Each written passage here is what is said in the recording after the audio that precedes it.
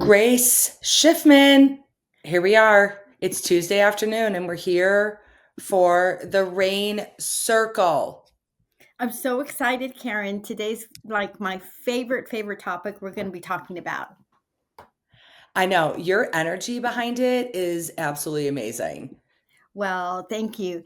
And I mean, the reason is I think our path to gaining wealth is in rental properties, right?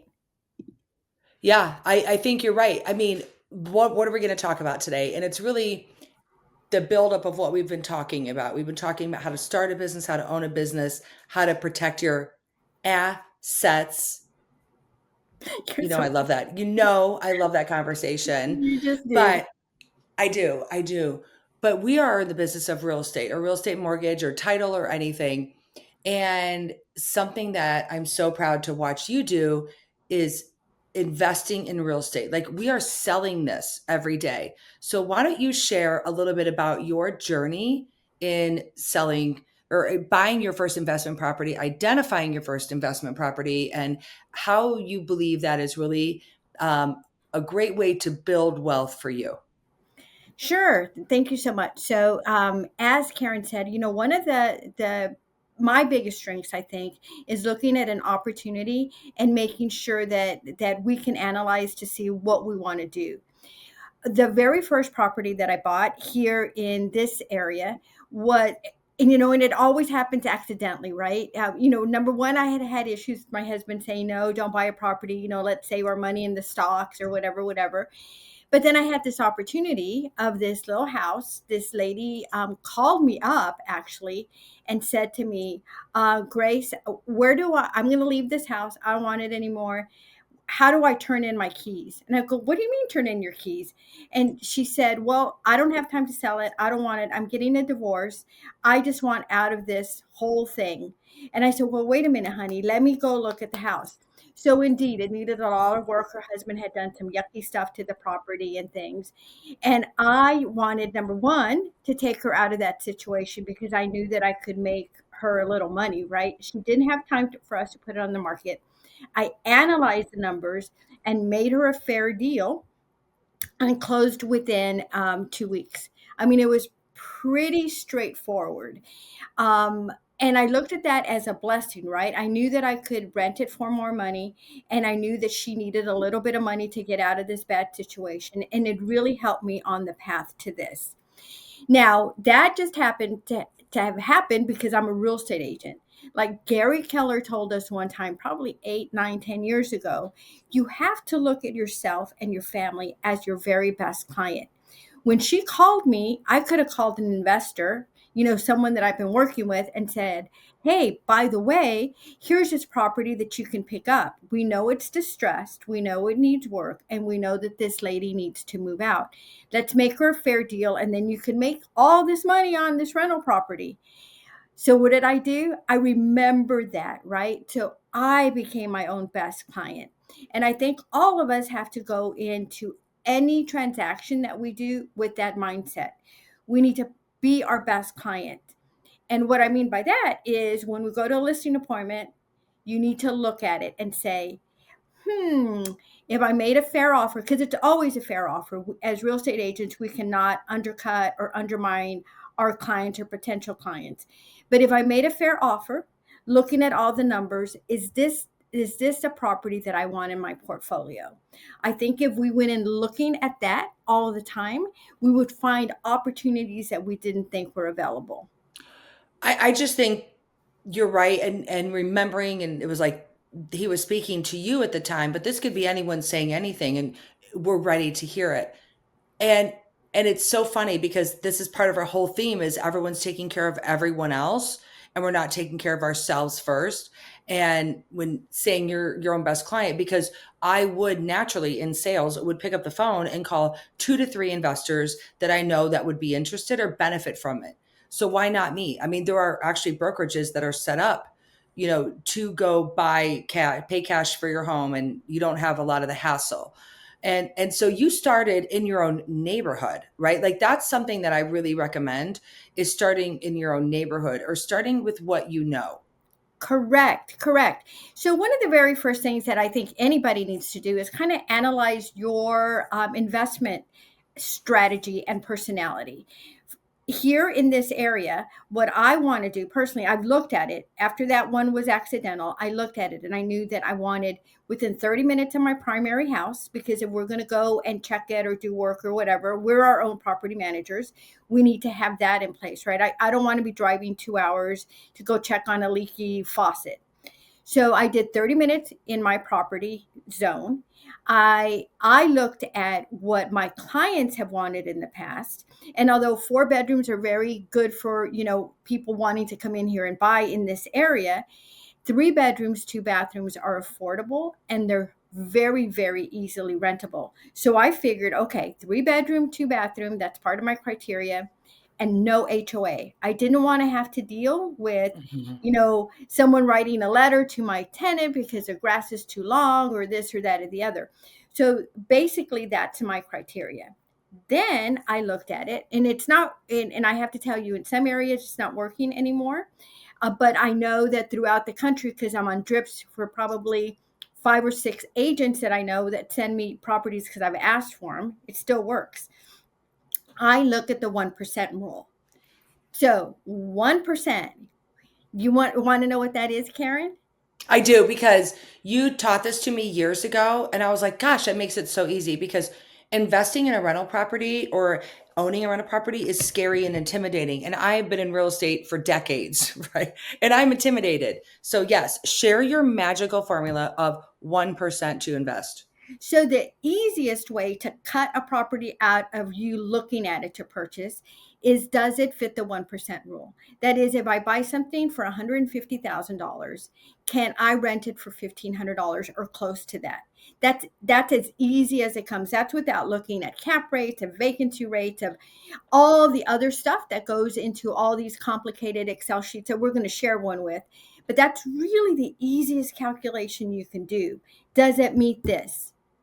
If it does, Right, because then you then do you're going to the other know one. yes or Mhm. no. Correct. Well, and something is, how do I know what rents come by? So I'm going to share what I used to do before technology and GPTs and other and MLS and things like that, because not every market also has rentals on the MLS. In my market in Chicago, we do.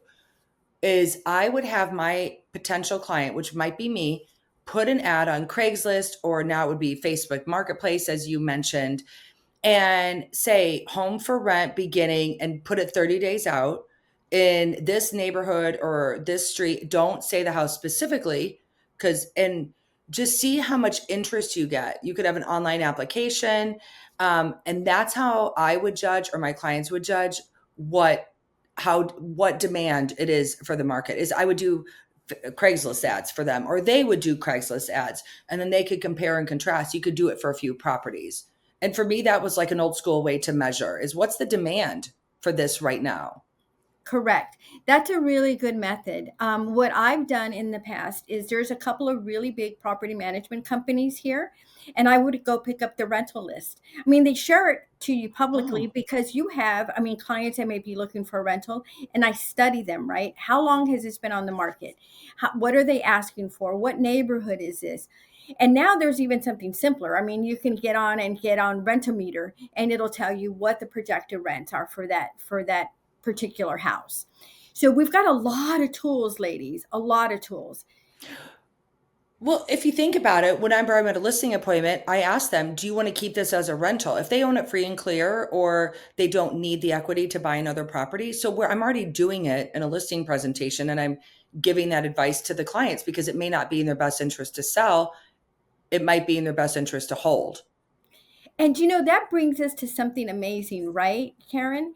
One of the easiest ways to become a property owner, an investor somewhere, is to look at your particular circumstance and say, like you do with your clients, is it better for you to rent this or to sell it? If you're in a position where you're saying, Grace, come on now, I'm not going to have 20%, 25% down to put in a conventional loan to buy a property. but you're sitting at a house that you've loved and lived in and can rent that house, there's nothing stopping you from buying your next house, in, the, I don't know, whatever radius your lender says, but somewhere else that you Mm. love, move over there, and then there's only a 3.5%, right? And then you keep your primary house as a rental. We always have to be strategically looking where we can get that first property. And I think that's probably the easiest way to get a property is to look at what you have. Like for me and Steve, for instance, we're thinking of doing that simply because this house is where, I mean, great neighborhood, great schools. It's 4 bedrooms, 3 bathrooms. What do we need with that? It's me and Steve, right? We might look at, and I know our mortgage right now is, our mortgage payment is $1,200 a month. I know in this neighborhood, I can get about $2,800 a month for this property. So, what are we waiting for? We can go buy a cute little house in Savannah where we can walk for coffee, go do all sorts of stuff, and have this house generate income for us. So, look at that also, at that possibility. What am I willing to move? Which a lot of people, I mean, military people do this every 3 years. So, I know that everybody can do it. Am I willing to relocate in order to gain some investment dollars and equity? And if you're in that position, I would say yes, do it, because otherwise you're going to have some, some serious cash in the bank to buy a property. It's not horrible or anything like that, but there is some cash up front, right, Caryn? It's true. Actually, I've thought it in 3 different states I've lived in. This is how I've had a rental property. Was literally, and I forgot that's how we did it, right? And and I didn't need the equity to put down on a mortgage. That is a great way to start. The other way is there are different loan programs that don't have to adversely affect your personal credit, and there are ways to buy loans. And I didn't know about this loan, and I feel like I was failing my clients all these years, but can we talk about the DSCR loan just briefly or quickly? I love the DSCR loan. I love it. Okay. So the DSCR loan is really powerful. It came around in 2015. So I don't feel like I have to apologize to that many people because it didn't exist when I was selling more real estate. But what it is it's a way that you use your personal credit score to qualify, but it does not count any personal income or tax returns or like 83 documents that lenders typically want. DSCR is for debt service coverage ratio. So like as long as your rental payment covers your mortgage payment at a 1 to 1 or 1.5 to 1, there's different products, then it never negatively impacts your debt to income ratio. It doesn't affect you personally. You can hold it under an LLC. You do have to put 20% down, but you can use them in any state. And they're really, really powerful for ways to not negatively impact your personal financials. Or to close quickly. So the I Mm. used a DSCR loan through Mutual of Omaha to buy the last rental property that I had. And the reason I did it, and this is just because we're full transparency in Brain Circle, I want you guys to know that we've made mistakes. Is I didn't have my taxes done. I did not have this was like December, and I knew I had penalties and all this stuff, and I did not have my taxes completed for the year before. Did not want to pass up the opportunity to buy this house, because I knew it was a great price. I knew that at that time I had turned it into a short-term vacation rental. I knew that the money was there, everything, right? So I did not want to hurry up and try to file taxes. None of that's now, I'm all caught up thanks to our accountant that we talked about last week. Yes. But I did a DSCR loan. So it took 25% down, but we closed like that. Simple, nothing to it. As long as I could prove that the rental amount that I was getting long term, not even for what I was going to do for it, would cover the payment. Easiest loan in the world.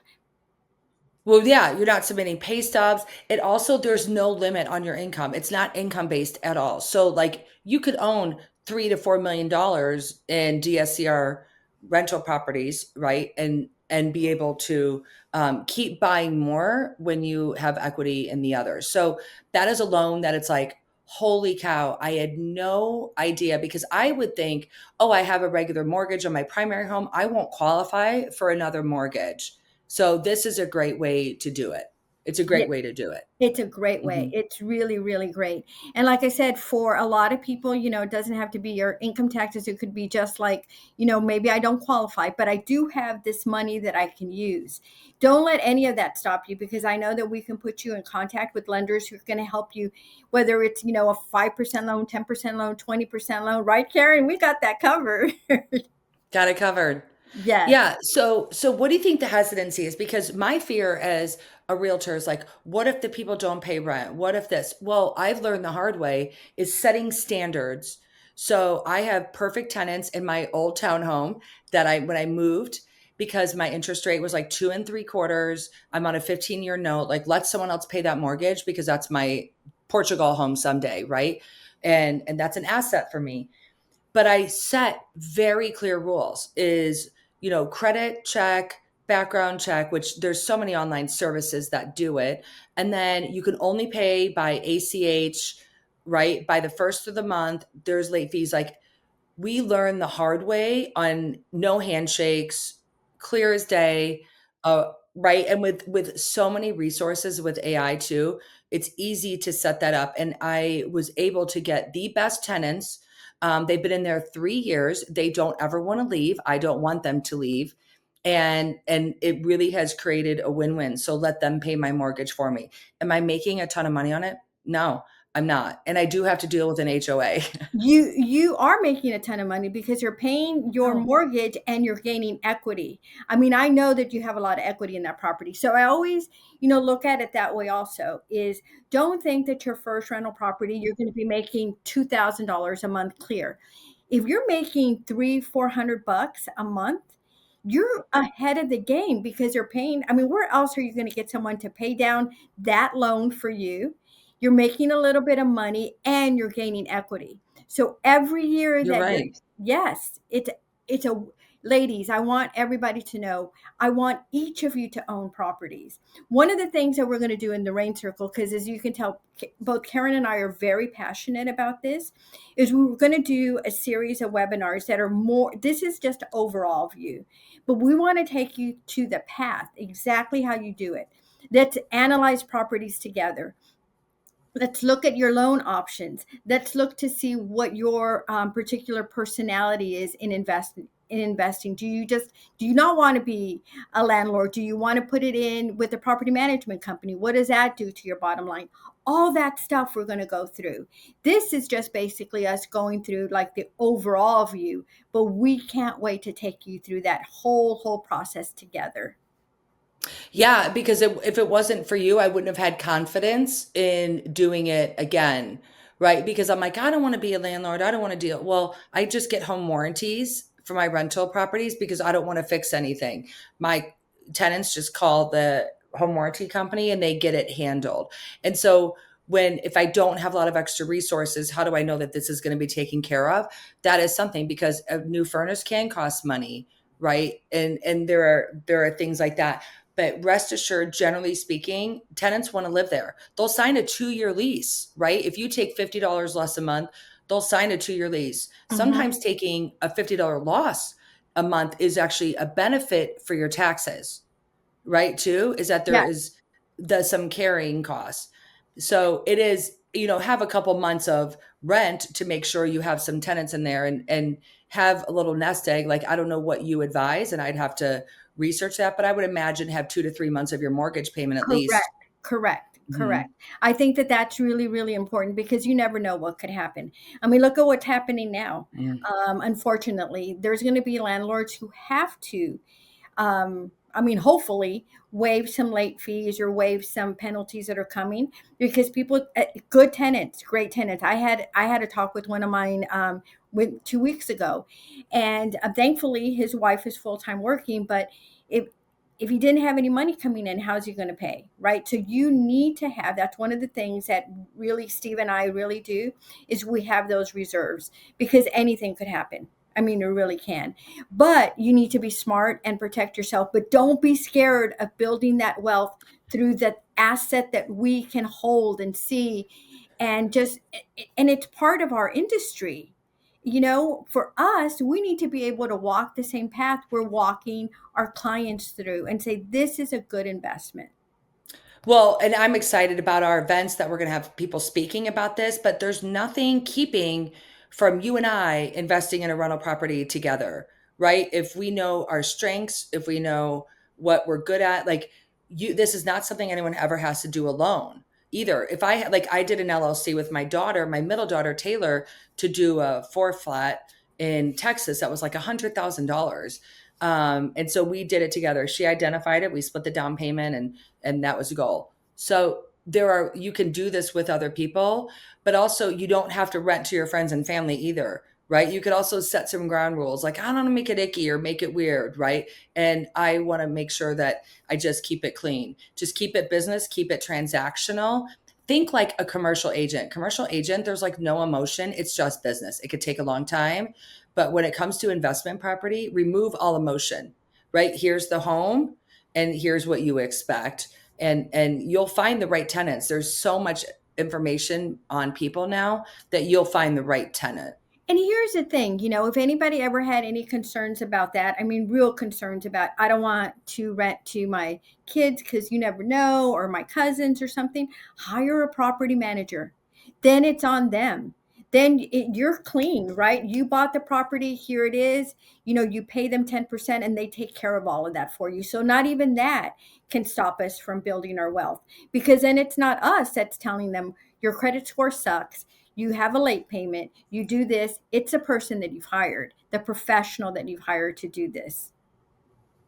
Yeah, and I think being a landlord feels like it's pressure, but it's actually quite easy for me now because I've learned the hard way. But something else too that I would like to talk about, maybe we can work on this as we dive deeper, is seller carry financing as well. Like if you own your property free and clear or a family property, that you could actually hold the mortgage and not own it, but you get the interest payment just like Chase, Bank of America, Mutual of Omaha, whatever it is. And that's what my grandmother did, because there are a lot of people that have the ability to pay for a mortgage, but they may not qualify for a mortgage for one reason or the other. But they'll put 20% down, they'll pay you 10% interest rate, right? Because they want to own a home and it gets recorded. And I think that is a very, very easy way to build on something, because what's the worst that can happen? They don't pay, you foreclose on the property and you Correct. take it right back. Correct. That is, let's do a webinar on that in particular, because that there's a lot of nuances to that. So we need to make sure that we have it, you know, all the payments set up through a third party, that we need to have attorney reviews, all of that good stuff to protect ourselves. But that, we used to call that real estate contracts, you know, where you do like all that amazing Land, stuff in yeah. Texas. So we love that process. Yes. Yeah. So next time you're out driving around or you see a new listing come on, or just like you had someone who called you and reached out to you and said, I think I want to sell, and you disclose all the right proper disclosures and they felt it was a win-win deal. What is keeping you from buying it and holding it? Yes. And one other thing I want to tell everybody, and like I said, this is just kind of basic overall. Do not take your commission as a commission. Don't do it. Put your commission towards your closing cost. On a conventional loan, you can do up to 2%. So why in the world would you take your three or whatever commission it is? You know, we have to get that disclaimer out, right? Whatever your buyer's agent commission is, do not take it. Make sure that it gets applied to you on your closing document, because up to I got 2. mine credited towards my down payment. Mm-hmm. Mm-hmm. That's how we should do it. Do not make the mistake of saying, oh, now I'm going to have this check come in to offset it. No, do it at the closing table. Do it then, because then Or you buy don't. down your rate. Use it to buy down your rate. If you want a lower interest rate, you could use it for that as well. Any Correct. of those fees. Yeah.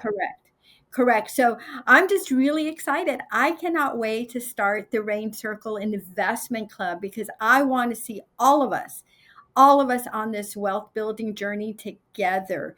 And sometime next year, we're going to say, oh, this group of ladies bought their first investment house. This group of ladies went in together and bought this fourplex or this apartment complex. We're going to do it, Caryn.